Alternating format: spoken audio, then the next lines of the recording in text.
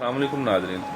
सर्दियाँ स्टार्ट होते साथ ही अगर आपको नज़ला, ज़ुकाम और छींकों की शिकायत रहती है, इसके अलावा आपको किसी एलर्जी की वजह से छींकें आना, आंखों में ख़ारिश और आंखों से पानी बहना, तो आज मैं आपको एक ऐसा घरेलू टोटका बताऊंगा जिसे इस्तेमाल करने के बाद इंशाल्लाह इस बीमारी से आप अपनी जान छुड़ा सकते हैं। एक गिलास बॉयल किया हुआ दूध ले लें, उसमें आधी टीस्पून हल्दी डाल दें।